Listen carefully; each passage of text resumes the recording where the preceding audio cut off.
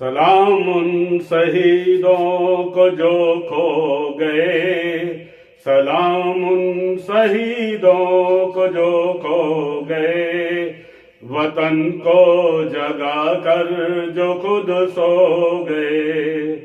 सलाम उन शहीदों को जो खो गए, वतन को जगा कर जो खुद सो गए। वो थे लाडले अपनी माओ के पाले, मगर हो गए गोलियों के हवाले। वो थे लाडले अपनी माओ के पाले, मगर हो गए गोलियों के हवाले। आजादी के बदले जवानी लुटा दी, वतन के लिए जान की बाजी लगा दी। हमारे थे अब देश के हो गए, हमारे थे अब देश के हो गए, वतन को जगा कर जो खुद सो गए। सलाम उन शहीदों को जो खो गए, वतन को जगा कर जो खुद सो गए। वतन को जगा कर जो खुद सो गए, वतन को जगा कर जो खुद सो गए।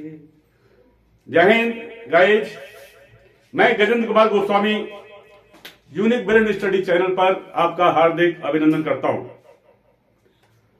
आज मैं एक क्रांतिकारी वीरों का इतिहास जिन्होंने रचा है, देश का एक बहादुर क्रांतिकारी जिसके बारे में आज मैं बताने जा रहा हूं, उनका नाम था चंद्रशेखर आजाद। हमारा देश 1000 साल से गुलाम रहा, कभी मुगलों का और कभी ब्रिटिश कंपनी का। मुगलों ने अपना शासन तलवार की नोक पे किया। मुगलों ने जो आदेश मनवाना था, जिस तरह से हिंदुस्तान को लूटा, वो तलवार की नोक पे लूटा। लेकिन ब्रिटिश साम्राज्य ने भारत को एक्ट बना बनाकर देश को लूटा। ईस्ट इंडिया कंपनी सन 1600 में आई थी, जब देश के ऊपर जहांगीर की सत्ता थी। यानी जहांगीर जो अकबर का लड़का था, उसकी सत्ता थी। जहांगीर से परमिशन लेकर सूरत में उन्होंने अपनी कंपनी खोली और उसका विस्तार कलकत्ता, मद्रास, चेन्नई और बॉम्बे तक फैलाया। और आखिर में फूट डालो और राज करो, देश के राजाओं को एक एक करके अपने बस में करते गए और पूरे हिंदुस्तान पर अपना अधिकार जमा लिया। इस तरह से उन्होंने यूरोप पर पूरा शासन कर लिया था। उनके राज्य में कभी सूर्य का छिपना नहीं होता था, यानी सूर्य अस्त नहीं होता था, जिसका विरोध 1857 में शुरू हुआ। 1857 में महारानी झांसी की महारानी लक्ष्मीबाई, तात्या टोपे और उसके बाद ब्रिटिश सेना में इसका विरोध शुरू हो गया। और ब्रिटिश सेना में 34वीं बंगाल बटालियन में रहने वाले मंगल पांडे ने इसका विरोध किया, क्योंकि उन्होंने कारतूसों के अंदर, जो राइफल में कारतूस लगाए जाते थे, उसके अंदर गाय का मांस और सुअर का मांस डाला हुआ था और उसको मुंह से खींचने के बाद में कारतूस को लोड करना पड़ता था, जिसका विरोध किया। और विरोध में उन्होंने 2-3 अंग्रेज अफसरों को मार दिया।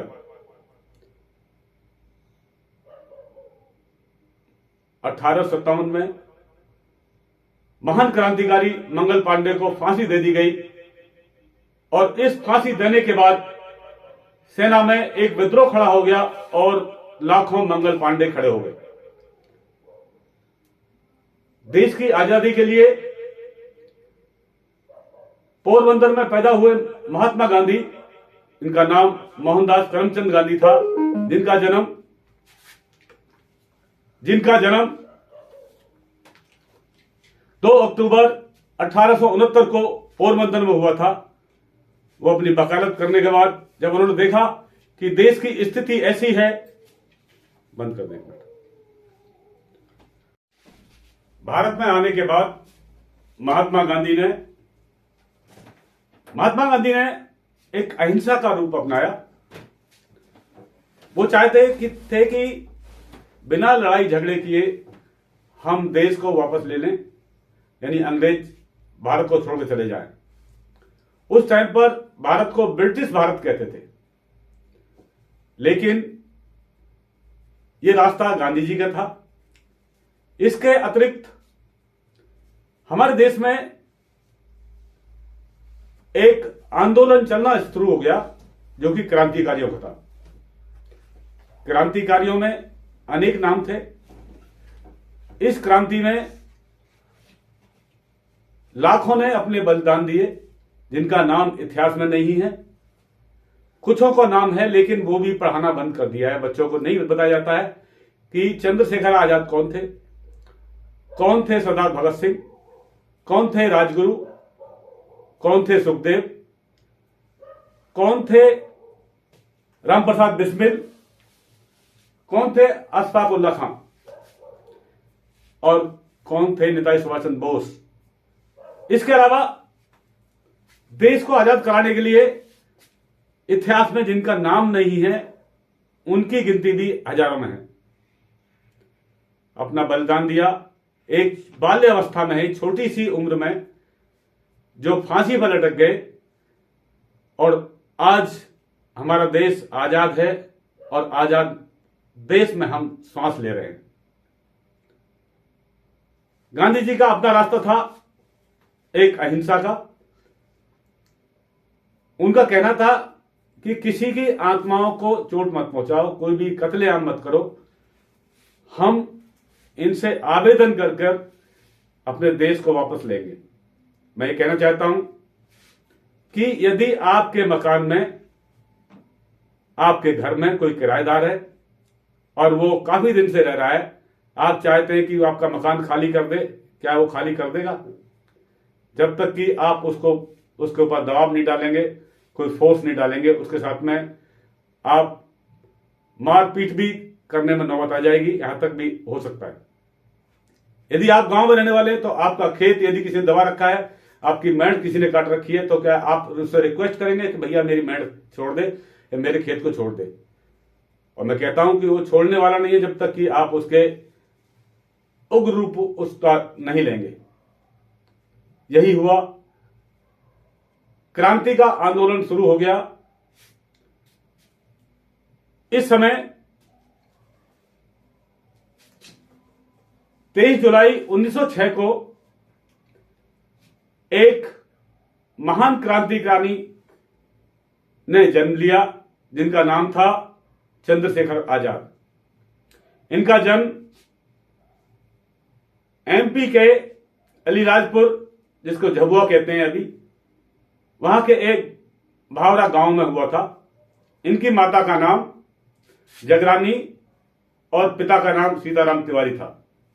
एक ब्राह्मण परिवार था। बच्चा शुरू से तेजस्वी और बलिष्ठ था और इसे मलखंब और कुश्ती का शौक था। इनके माता पिता चाहते थे कि इसकी शिक्षा एक उच्च स्तर तक पहुंचे और एक विद्वान बने। उन्होंने काशी विद्यापीठ में इनका एडमिशन कराया। तब उनकी उम्र तकरीबन 15 साल की थी, लेकिन देश के माहौल को देखते हुए इनका पढ़ाई में मन नहीं लगा और आंदोलनकारियों में, ये क्रांतिकारियों के साथ ये शामिल हो गई। आखिर इनको आंदोलन करते करते इनको पकड़ा गया इनको पकड़ लिया गया। यह आंदोलन सन 1921 में शुरू हुआ था और 20 दिसंबर 1921 को इनकी गिरफ्तारी हो गई। 20 दिसंबर 1921 को इनकी गिरफ्तारी के बाद कोर्ट में ले जाया गया। उस समय जो मजिस्ट्रेट थे कोर्ट के वो थे एमपी खारेघाट। एमपी खारेघाट ने देखा कि ये एक नाबालिग बच्चा है, इनको पनिशमेंट दिया गया कि 15 कोड़े लगाए जाए।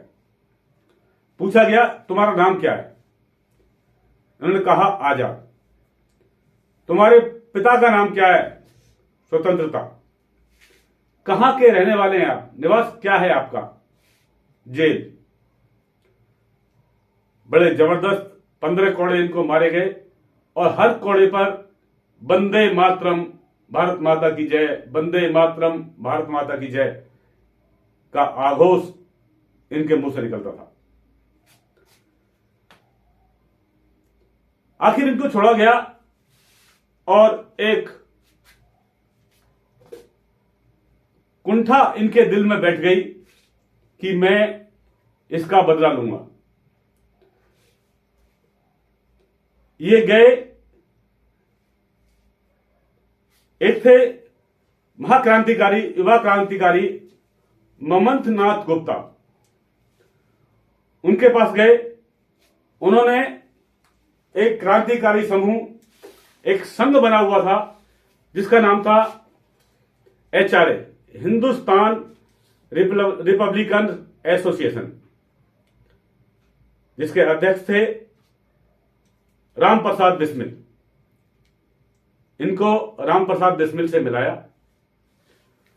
राम प्रसाद बिस्मिल ने इनकी जिज्ञासा देखी, इनको देखा कि हमारे साथ मिलने के लिए ठीक है और ये देश के काम आएगा। इनके साथ थे, इनके साथी रोशन सिंह, राजेंद्र नाथ लहरी और अशफाक उल्लाह खां। इनका काम था क्रांति फैलाने के लिए हमको एक समूह चाहिए और समूह के पास में क्रांति करने के लिए हथियार चाहिए और हथियार के लिए पैसा चाहिए। इनका काम था एक फंड जुटाना, यानी एक पैसा इकट्ठा करना। उसके लिए इन्होंने जो सरकारी संपत्ति थी उसको लूटना शुरू कर दिया। ट्रेनों को लूटना शुरू किया। इस तरह से एक कांड हुआ जिसको बोलते हैं हम काकोरी कांड। काकोरी कांड ये 9 अगस्त 1925 को हुआ था। उससे पहले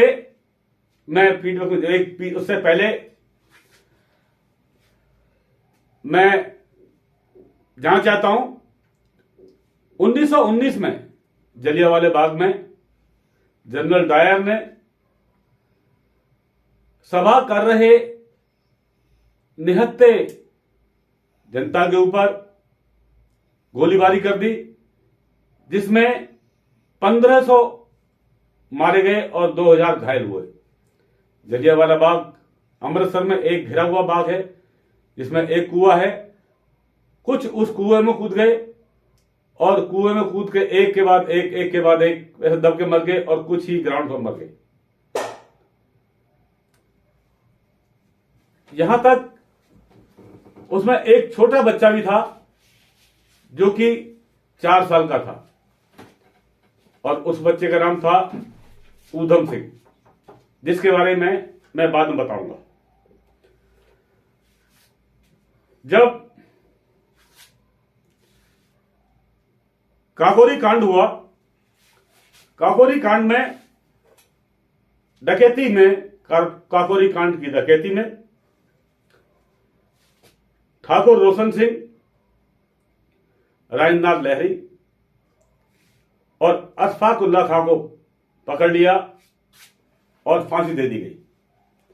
लेकिन चकमा देकर केशव चक्रवर्ती, मुरारीलाल शर्मा और चंद्रशेखर आजाद भाग गए। टीम ये कम हो चुकी थी, लेकिन इनके हौसले कमजोर नहीं हुए थे। इन्होंने फिर एक स्थापना की HSRA की। HSRA Hindustan socialist Republican association, जिसके अध्यक्ष चंद्रशेखर आजाद रहे। इनको पंडित बलराज ठाकुर साहब और आजाद के नाम से पुकारते थे। इसी बीच, इससे पहले 1922 की बात है। 1922 में महात्मा गांधी ने एक आंदोलन शुरू किया था, असहयोग आंदोलन। वो चाहते थे कि इस आंदोलन में भारत हमारा अहिंसा से ही हमको प्राप्त हो जाए। लेकिन इस आंदोलनकारियों के ऊपर ब्रिटिश पुलिस बर्बरता से लाठियां और गोली बरसाती रही। इससे दुखी होकर क्रांतिकारियों ने चोरी चोरा, एक जगह है गोरखपुर में, चोरी चोरा कांड हुआ और पुलिस थाने में घुसकर आग लगा दी। इसमें 23 पुलिसकर्मी मारे गए। गिरफ्तारी हुई। गिरफ्तारी में 178 आदमी गिरफ्तार हुए, जिसमें से 19 आदमी को फांसी दे दी गई और बाकियों को जेल में ठूंस दिया गया। यह अत्याचार, ब्रिटिश साम्राज्य के अत्याचार चलते गए। ये देखकर महात्मा गांधी ने असहयोग आंदोलन वापस ले लिया। 22 फरवरी 1922 को, क्योंकि उन्हें नहीं पसंद था कि यह मारकाट की जाए। मैं बताना चाहता हूं कि यदि ये क्रांतिकारी नहीं होते, मैं नहीं कहता कि गांधी जी का इसमें स्वतंत्रता में हाथ नहीं था, सहयोग था उनका, लेकिन उनका तरीका अलग था। ये उनकी अपनी सोच थी। लेकिन देश आजाद होने के कारण, मैं आज की बात कहना चाहता हूं कि आज के वर्तमान प्रधानमंत्री नरेंद्र मोदी को लोग हिटलर के नाम से कहते हैं। यदि वो हिटलर नहीं होता, सेकंड वर्ल्ड वॉर नहीं हुई होती, तो देश आजाद नहीं हुआ होता। सेकंड वर्ल्ड वॉर में नेताजी सुभाष चंद्र बोस, हमारे सैनिकों का विरोध और क्रांतिकारियों का हौसला, जो एक के बाद एक को मार रहे थे, जिसकी वजह से अंग्रेजों को देश छोड़ना पड़ा। सेकंड वर्ल्ड वॉर में ब्रिटिश इतने कमजोर हो गए थे, बेशक वो जीत गए थे सेकंड वर्ल्ड वॉर को, वो उन्होंने विजय प्राप्त कर ली थी, लेकिन इतने कमजोर हो गए थे कि वो भारतवर्ष के विरोध का मुकाबला नहीं कर पा रहे थे और आखिर में उनको देश छोड़कर जाना पड़ा। लेकिन इस बीच में क्या हुआ,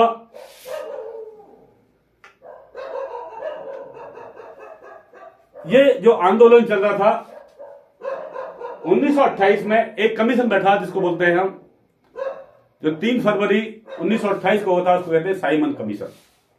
इस कमीशन के अंदर, यह कमीशन का उद्देश्य था कि भारतवर्ष को कैसे चलाना है, इनको क्या अधिकार देना है, इनके क्या मौलिक अधिकार होंगे और इनका क्या कर्तव्य होगा, इन पर कैसे हम सत्ता करेंगे। इसके लिए 7 मेंबर्स रखे गए थे और ये 7 मेंबर्स सारे ब्रिटिश के थे। हिंदुस्तान का कोई भी मेंबर इसमें नहीं लिया गया था, कोई भी सदस्य हिंदुस्तान का नहीं था। जिसका आंदोलन हुआ और इस आंदोलन में लाला लाजपत राय को एक आईपीएस अफसर था, जिसको बोलते हैं JA स्क्वाड। JA स्क्वाड ने आदेश दिया और लाठीचार्ज हो गई। इस लाठीचार्ज में लाला लाजपत राय की मृत्यु हो गई। लाला लाजपत राय की मृत्यु हमारे क्रांतिकारी सहन नहीं कर पाए और HSRA जो एसोसिएशन था, एक आग बबूला हो गया। उन्होंने प्रण लिया कि जिन्होंने लाला लाजपत राय को मारा है उसका हम बेरहमी से कत्ल करेंगे। जैसे ही निकलकर एक ऑफिसर आ रहा था, इसका नाम था जॉन पी सेंड्रास, मेजर था, मेजर जॉन पी सेंड्रास। उन्होंने देखा कि यही क्या है, ये स्कॉट है और चंद्रशेखर आजाद ने उसे गोली से भून दिया। इनके साथ मिल चुके थे HSRA में भगत सिंह, राजगुरु और सुखदेव। जब भूना तो उधर से इस भूनने में भगत सिंह का पूरा हाथ था। भगत सिंह ने गोली चलाई, लेकिन सैंड्रस का एक बॉडीगार्ड जिसका नाम था चरण सिंह, उसने भगत सिंह पर गोली चलानी शुरू कर दी। तभी चंद्रशेखर आजाद ने देख लिया और चरण सिंह का ढेर कर दिया। ये क्रांति चलती गई, ये आंदोलन चलता गया। संसद में भगत सिंह ने और उनका दोस्त वाजपेयी दत्त ने इस दौरान जो सेंट्रल असेंबली थी उसके अंदर बम फेंका और बहुत सारे फिरंगियों को मार दिया। बम बनाने की प्रक्रिया, बनाने की ट्रेनिंग जो भी नोएडा है, यहां पर एक नलगढ़ी नाम का गांव था, वहां पर 2 महीने रहे और बम बनाना सीखा। ये कई बम बना चुके थे और उन बम्बों को लेकर इन्होंने सेंट्रल असेंबली में बम फेंका और वहां से भागे नहीं, अपनी गिरफ्तारी दे दी। इनका इरादा था कि हम देश को दिखाएं कि ऐसे भी नौजवान हैं जो हंसते हंसते देश पर कुर्बान होते हैं, वहां से भागे नहीं। सरदार भगत सिंह, राजगुरु और सुखदेव, ये तीनों गिरफ्तार हो गए, जिनको लाहौर जेल में 23 मार्च 1931 को फांसी दे दी गई। लेकिन इससे पहले मैं बता रहा था कि उन्होंने मिलकर सैंडर्स को मारा था। ये फैल चुके थे। चंद्रशेखर आजाद ने बोला था कि दुश्मन की कोई भी गोली मुझे छू नहीं पाएगी। मैं ये प्रण लेता हूं कि मुझे कोई भी मार नहीं पाएगा। यानी एक अभेद प्रण था। चंद्रशेखर आजाद एक अल्फ्रेड पार्क में सभा कर रहे थे, जिनके साथ में सुखदेव, राज महेंद्र थे। उनसे बातचीत कर रहे थे, लेकिन इन्हीं के साथी ने, जो कि HSRA का एक सदस्य था, वीरभद्र तिवारी, उसने अंग्रेजों के एक अफसर को, जिसका नाम था JRH नॉटबोअर, उसको ये खुफिया जानकारी दे दी कि चंद्रशेखर आजाद अल्फ्रेड पार्क में है। उसने डीएसपी ठाकुर विश्वेश्वर सिंह को पुलिस के जवानों के साथ भेजा और वहां जाकर जैसे पूछा कि हु आर यू, तुम कौन हो। इसका जवाब चंद्रशेखर आजाद ने अपनी गोली से दिया। चंद्रशेखर आजाद का निशाना इतना अचूक था कि उनकी एक गोली से एक सैनिक मरना तो लाजमी ही था। और गोली छोड़ते छोड़ते यानी फायर करते हुए उन्होंने सुखदेव राज महेंद्र को वहां से भगा दिया और अकेले एक पेड़ की ओटक में, जामुन की ओटक में बैठ गए और वहां से फायर करते रहे। फायर करते हुए उन्होंने 15 जवानों को, 15 पुलिस के सिपाहियों को गिरा दिया और डीएसपी ठाकुर विश्वेश्वर सिंह को भी वहां पर खत्म कर दिया। लास्ट गोली बची थी, अंतिम गोली बची थी, यानी टोटल उनके पास में 17 गोली थी। अंतिम गोली उन्होंने अपना कनपट्टी पर ली और फायर कर दी। एक देश का बहादुर क्रांतिकारी अल्फ्रेड पार्क में बलिदान देकर देश को आजाद करा गया। आज उस अल्फ्रेड पार्क का नाम चंद्रशेखर आजाद पार्क रखा हुआ है। हमारा देश ऐसे क्रांतिकारियों के कर्ज को सदैव याद रखेगा। ऐसे बलिदानियों को हम नमन करते हैं। मैं ये कहना चाहता हूं कि आप अपने घर में अपने बच्चों को जागरूक करने के लिए देश के बलिदानियों का फोटो लगाएं, ना कि बॉलीवुड के एक्टर्स और एक्ट्रेस का। आपके घर में फोटो होना चाहिए चंद्रशेखर आजाद, सुभाष चंद्र बोस, सरदार भगत सिंह, राजगुरु, सुखदेव, यानी ऐसे बलिदानियों के फोटो होने चाहिए। महाराणा राणा प्रताप, रानी लक्ष्मीबाई, अनगिनत हैं क्रांतिकारी जिनसे आप प्रेरणा ले सकते हैं। हमारा देश इन्हीं क्रांतिकारियों की वजह से, इन्हीं क्रांतिकारियों के कारण, इनके बलिदान के कारण आजाद हुआ है और हम स्वतंत्र हैं। ऐसे सेनानियों को मैं नमन करता हूं। जय हिंद, जय भारत।